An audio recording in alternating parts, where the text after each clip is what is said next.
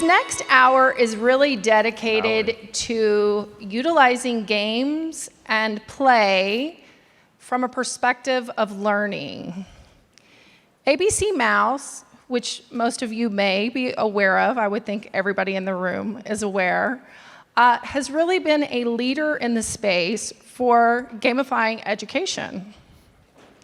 And today we have the opportunity to have a conversation about the science behind it.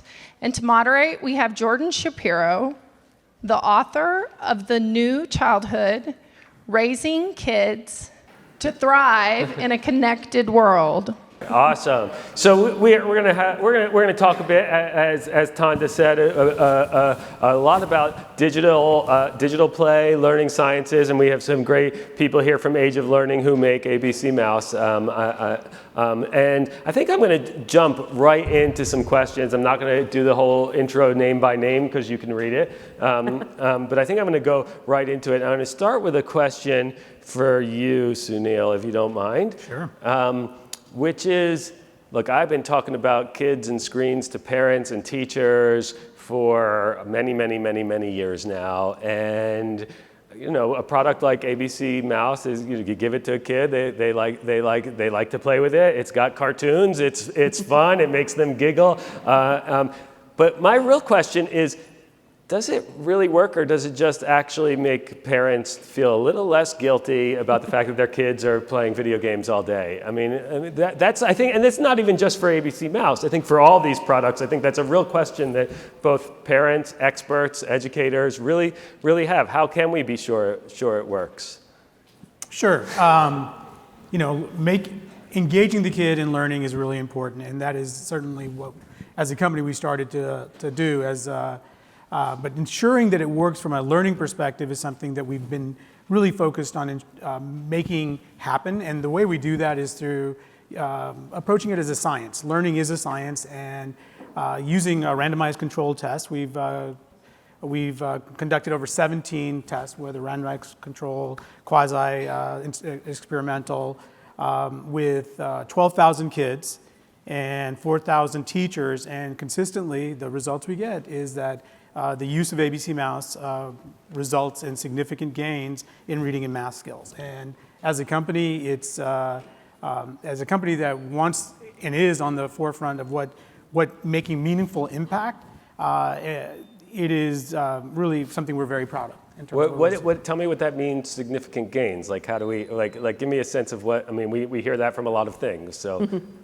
So sure. So significant gains means that through a scientific test, and your PhD, is that we'll have a control group, a treatment group. The treatment group will get a certain dosage of ABCmouse, so they'll get, let's say, 45 minutes a week over some test period, and we'll compare those results in terms of test scores on an external assessment that both the control and treatment group will take, and consistently, the performance by the treatment group is ahead of what the control group is. So they're doing better on the standard assessments. Absolutely. And I mean, I guess that's important. You and I were talking before this, and I think you said that 60% of kids in the U.S., or is that the world that score below? There's in the U.S., and this is just a sad stat, and it really is a systemic problem that we have. 60% of kids, which is 2.5 million fourth graders each year, are not proficient in either math or reading skills. Okay. And we're failing generations, we're failing communities, and we feel as a company that having that as our North Star is something that we'd like to solve is what the meaningful work we want to do. So when you say something you want to solve, like what does that mean? I mean, I guess the reason I'm asking is, yes, it's true. Lots of kids are way below where they should be, but a lot of that's because of things like racism, things like socioeconomic inequality, right? That's not because we don't know how to teach reading to kids. It's because we can't. So how does a product, and again, it doesn't have to be ABCmouse or even any of your products. How does any digital digital product deal with that, right? Like my kids are super privileged. They're not having any problem learning reading and math, and mostly that's because of the privilege I give them. It's not because they're special, right? I mean, I think they're special, but I'm also realistic about I've made them that way through privilege. And I think that's what tech affords us, is this opportunity to provide equitable solutions for all kids by ensuring that we individualize instruction through technology. And I think Diana can certainly talk to it, is as the product lead, is how we deliver these solutions so that each kid is viewed, the software allows each kid to be an individual. It's not about time and seed, it's about mastering skills and also helping. I mean, if you look at early ed in particular, most teachers are multi-subject. So we have this expectation that they're brilliant at teaching math, but they're brilliant at teaching reading, and also managing a classroom of 25 5-year-olds, which I certainly could never do. And I can barely manage two. yeah, indeed. So I think the opportunity here is really to continue to look at how we individualize learning for each kid, regardless of their socioeconomic status. And we are all, looking at how we provide that data back to parents, back to teachers, so that they can be there as a part of that learning trajectory and contribute in a way that's positive for each child. Okay, let me go to you, Diana, because I think that again, as product lead, which means you design the actual things kids are interacting with, and so I want to ask this question: like, what does that process look like, right? Like how do we even start to imagine doing that, right? We can't. You do the test after the product exists. So how do you go from what we know about? And we know a lot in the education world about how to teach reading, how to teach, right? As I'm saying, this is not new to technology. This is a pretty well-researched thing to begin with. How do you translate that? What does your day look like in terms of translating that? Sure. So, the first thing that you have to do is, what topic am I teaching? And then map that thing. So, I want to teach math, and there's a lot of different little ideas and concepts and skills that we want kids to have. And so what we'll do is we'll map them in terms of, okay, before I can learn to count to 10, I should probably know how to count to 5. If I want to be able to add, I should probably be able to read numerals. So there's these prerequisite relationships there, and so we map that all out. And the nice thing about software is that we approach it a little differently than you might in a classroom. The deal with a classroom is that, time is a linear construct. You teach a thing and then the next thing and the next thing. And so any lesson plan is always going to be linear, but software doesn't have to be. And so what we do is it's this big branching sort of a map. And then what we can do is start to say, okay, this is the map of all the ideas. This is the web of what we want this child to know. Now we can start to put assessments against that. So assessment has this, very scary connotation, but it just means that we're just trying to get a sense of what the kid knows so that we know what to teach them. So we much more focus on what we call formative assessment. We're just assessing so that we can find out what you know, so we know what to teach you, and then we'll just keep doing that. And in our case, assessments are games. Yeah. So it isn't, here is this web of 300 math tests, enjoy. So the next stage is, with any given skill, we will talk to teachers. What does it look like to teach this in a classroom? As you say, this isn't exactly not a solved problem. Yeah. But what does this look like in a class? You're sitting across the table from a kid. What do you do? And then we think about how to translate that into something that would be really fun. I don't know if you've ever tried to teach a kid something they don't want to know, but it doesn't go super hot. So what we try to do is think about not so much what I want for the kid, but what does the kid want? Yeah. And so everything has to be about the child. Yeah. So we work with kids. We have kids in all the time. I would say every day. There's some group of kids who are coming into our testing center and working with us. We play games with them. We play our games with them. We try other stuff, just to really get a sense of what's motivating for them. Do they understand this material? Do they understand where we're going with this particular game? And a big thing that we're looking for is, I know the task, what it looks like in a vacuum, but now I want to wrap it in some kind of a story and something more fun and something that makes it meaningful.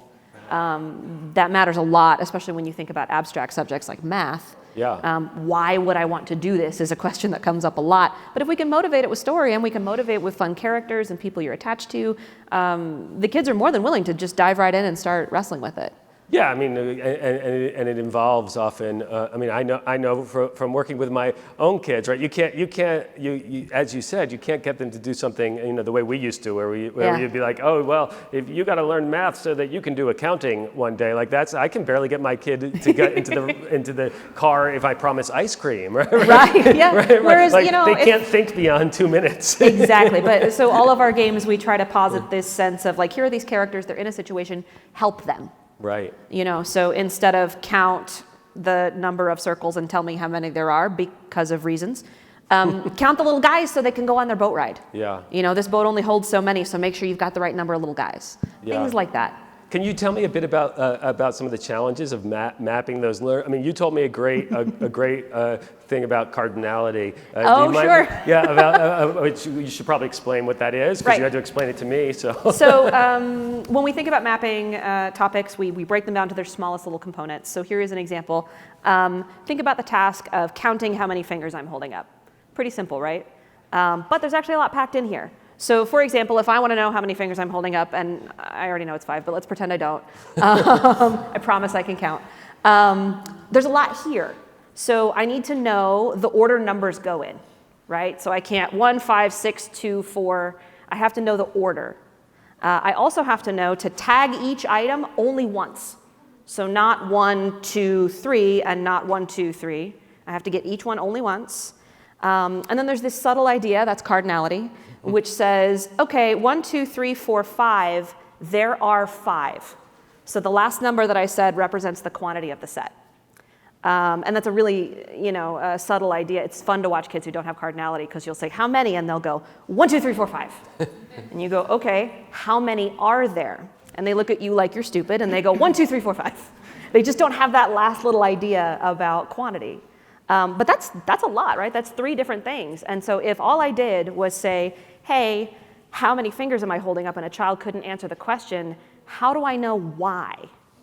And so when we think about these mapped structures and when we think about gameplay, I want to build a game that's just about the order numbers come in. And I want to build a game that's just about, look, just count each one only once. Yeah.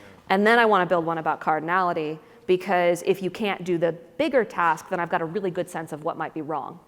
Or, in reverse, if we're starting from no knowledge, cool, I know you know the order numbers come in because you just proved that to me. I know you know to tap each item only once because you just proved that to me. So if you can't do this task, I know the problem must be cardinality.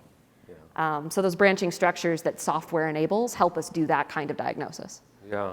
I'm going to move to a question to you, Brandy, but I'm going to use this as a segue, because when one of the reasons I found that example so interesting when you were telling me, Diana, was that the level of granularity that you have to do to make this sort of personalized, adaptive learning really work is. I mean, I was going to say huge, but it's tiny. Right? It's a huge quantity of very tiny things in order to be able to do that. And I guess, so the question I want to ask you, Brandy, is you're an educator. I'm also an educator in the classroom. And actually, we do that pretty intuitively all the time, right? We sit around, we sit in a room full of students. We're doing a formative assessment, even if we're doing that very casually, even if we don't realize we're doing it. We're constantly scanning the room, even eyes. Are you paying attention? Are you learning? Are you getting it? In fact, I don't have to break it down to that level of granularity to teach it. So should we just let the teachers, I mean, you have a lot of experience both in the classroom and with these products. So, do we need teachers? Or do we not need teachers? Yes. Let's start with that. Yes, we need teachers. But teachers and parents alike, 2 things that they really want and need are time, and they want to help. They want to help the child learn. And what the software allows teachers to do and parents is to have more time. Having that data, being pushed out every time the child is working with the software or with the technology is huge, because as a teacher, I can see what the kids are doing, but I can't see what they're doing all the time when they're working, when they're learning, when they're struggling. And so being able to take the data from the software of where the kids are at, whether they've mastered a skill or they aren't there yet, it allows me to then make my strategy groups, pull kids aside. But I also know that these, I still have to move on. We've got a whole year, we have a whole group of students. And so it just gives the teacher more time to then focus on that relationship building piece of learning, doing other things with, challenging these kids. But the software itself, knowing that the kid, the child, the student is learning, and if they're not moving, they're being retaught it, and then it doesn't move them until they've mastered that skill. And so as a parent, I have 4 kids of my own. They've been using some of the products as well, their whole lives pretty much. And it's amazing, the engagement, it's how explicit it is. Kids love to learn through games because it's very black and white. It's like, you have to do this to get here. And so it's just something that I'm very passionate about, and I love to be able to help my students, but have more time with them as well. And the technology and adaptive learning really allows me to do that. Can I ask you? So I want to back up for a second and make sure I understand this, because you said the data really helps. What is it? Helps drive instruction. But what does it look like? That's what I want. I want to know. Like, are you getting data about cardinality? Like, Yes. Do you have to train yourself? Yes. But that means you have to learn a whole level of granularity that you didn't know before. Is that true? True. Yes. And because of that, it also, you have to dive a little bit deeper into your instruction as well. Which is always good for kids. But definitely the dashboards, the data, being able to walk over and see right where a kid's at. Like you said before, we're doing that. We're observing. We're watching our students. But when it's right there, it's visible to not just me, but to the child. And that also, the whole visible learning piece is huge for kids. They should be a part of their goals. They should be a part of where they're at and where they're headed. It shouldn't be hidden, locked away in my report card, whatever, I don't know, book. It's all online now. But if they know where they're at and where they need to go, they're an active part of that learning, and that's extremely important too. So that's a wonderful. Does the way I guess this is a question for you, Diana. Does the way that they learn about where they are, the way that they see their progress, is that personalized, or does everyone get the same message on that? It's sort of personalized in that every kid's going to have a slightly different display, right? Right. But we couch it in terms of achievements for them. So rather than a dashboard for a kid, because particularly one of the products we're talking about 4 to 8 year olds. Mm-hmm. So especially the youngest ones, we're not going to show them a dashboard full of data and meters and be like, enjoy. But we couch it in terms of, you can count to 10, you can count to 20. We want to give them language to be able to own their own learning. But yeah, the personalization is really more in, what do you need to know, what do you not know, what are you struggling with? And then we also offer, through a metagame, some opportunities for, this is your version of this world. So there's this nice feedback loop of, I do some games, I get some currency, I can kit out my space, that kind of thing. Yeah. Well, since we're on this subject of the data and of the assessment data, I guess I'll put this question to you, Sunil, which is, I'll be honest, I've always been skeptical. You hear all this talk about the science of learning these days, and I've always been pretty skeptical of it. My background's philosophy. I'm a philosophy professor, so I sit there sort of skeptical that you can do this much statistical analysis and that you're going to be able to solve all of that a lot more than we've known for thousands of years about how to have those communications. So I guess what I want you to, one, defend it, the science of learning, but I also want to know where you see limitations in it, right? You're obviously all in on the science of learning and this data back end, but where you must also recognize. I hope, as a philosopher, I always hope that even the people that are all in recognize that there are limitations. And there are limitations. It's we don't profess that we have all the knowledge and and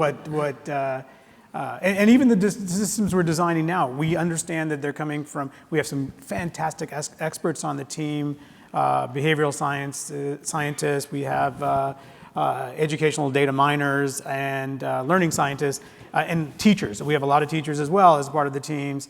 And we all recognize we're coming in with an expert-built system that's, again, built with human limitations in it. And the idea is that we're adopting a principle of iterative design in that we are building data hooks in this to really understand over time who does the product work for, who doesn't it work for. We can't, our product, there are a lot of kids that have been on our product that don't get to mastery of the skills that we want to get to. And then, but because we have the data and we can evaluate that, we can, do cohort analysis, cluster analysis using data science to see, all right, these kids seem to do really well. What are the commonalities of the kid? And the machine can actually pick out things that a human can't do. And that allows us to identify things that are not working in addition to those that do. And I think that's a part of the cycle in making this better. And the limitations there is that it takes a lot of time. You have to have a lot of patience, and data scientists are really hard to hire. So if you know any, please. We're always recruiting for data scientists, and certainly in the education space. But the opportunity to iterate and continue to make this better and actually solve societal problems not only here in the U.S. but around the world is really meaningful and very valuable from a corporate perspective. It's a huge competitive advantage to say that you can deliver learning outcomes for millions of kids. So it's, like I said, meaningful work and fun work as well. Diana, what about the stuff that we're never going to be able to measure? Like the data, like there's so much that happens in the classroom, there's so much that happens in learning, there's so much social skills, there's so much that happens all the time in number sense. And since we've talked a lot about math here, right? There's so much about that no matter what, we're never going to have. Am I wrong? No, I think that's right. There's certainly, you can do more than you think. To Sunil's point about pattern mining and things like that, we can look at the data and say, hey, we're seeing this pattern of behavior that seems to repeat over and over, and it seems to be correlated with kids not wanting to do this. Let's get some kids in and watch and see what happens. And it's like, oh, that's what boredom is. Okay. That pattern of numbers now means boredom. Great. And we teach the computer that. So there's a lot that you can mine. But yes, of course, there's always going to be things that we can't do. And I think it goes back to your question to Brandy about, do we still need teachers? Like, yes, we need teachers, we need parents, we need humans. It's about knowing what are the limitations of your system, what's an AI going to be good at, what's a human going to be good at, and then leaning into both of those strengths. Right. So we wouldn't claim that the product can do all of it. That any digital system, whether it was ours or someone else's, could do the whole thing, but we can lean into what it's really good at, the procedural nature of it, the fact that it's infinitely copyable, all of these kinds of things. We can lean into that with the software and then make the data available to people to do the parts that we can't do.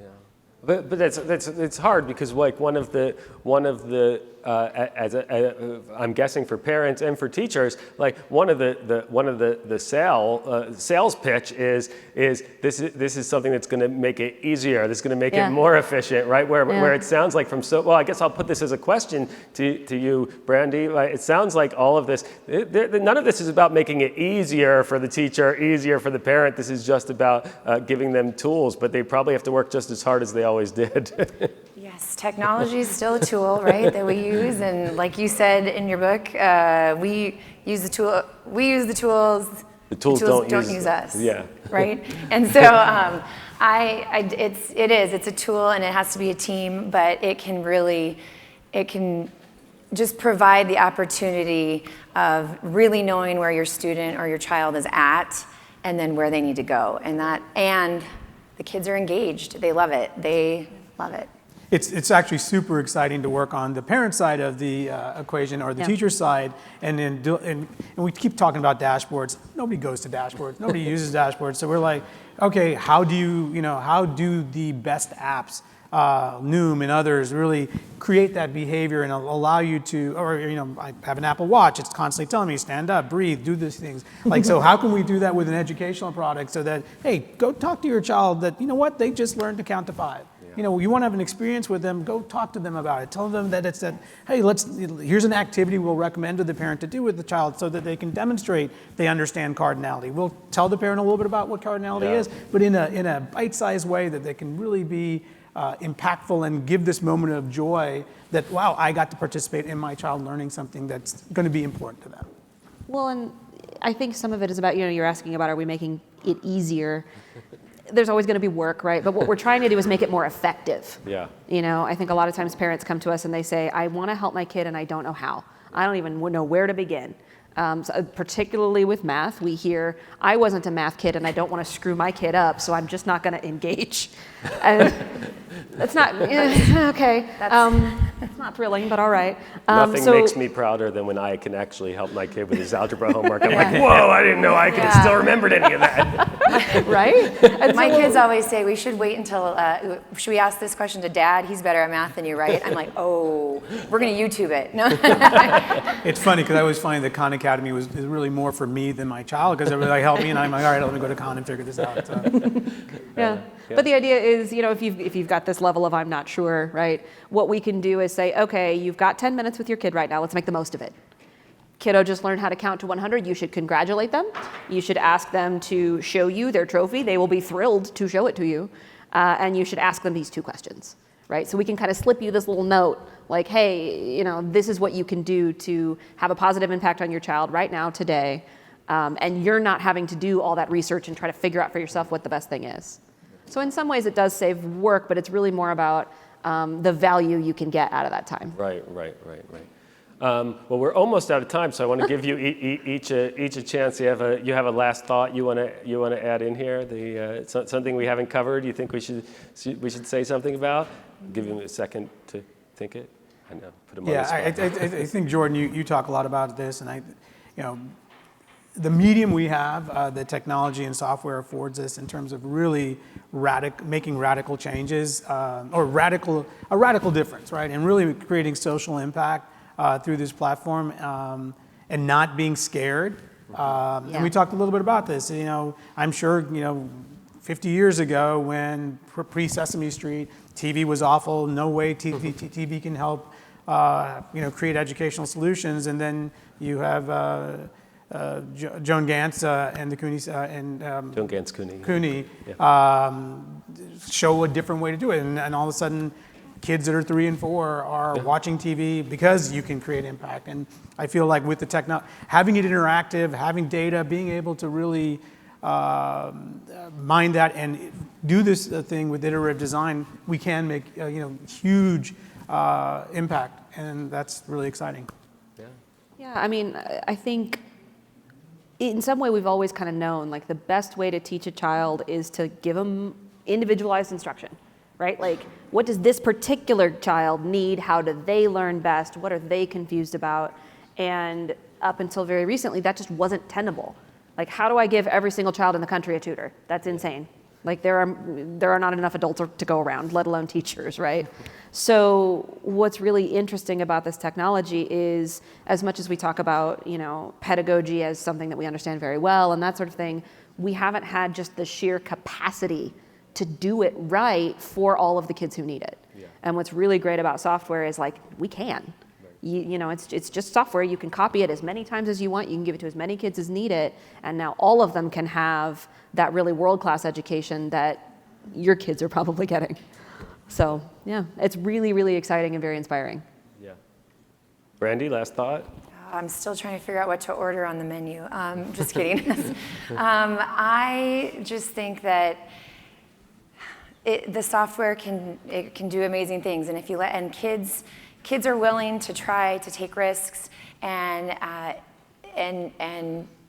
it can just really provide, as everyone has said, just that equal access for all kids to have that learning at their fingertips. And then it also really makes teaching and being a parent, you have a tool that you feel like you can really support your child and help them level up. Basically, gamer.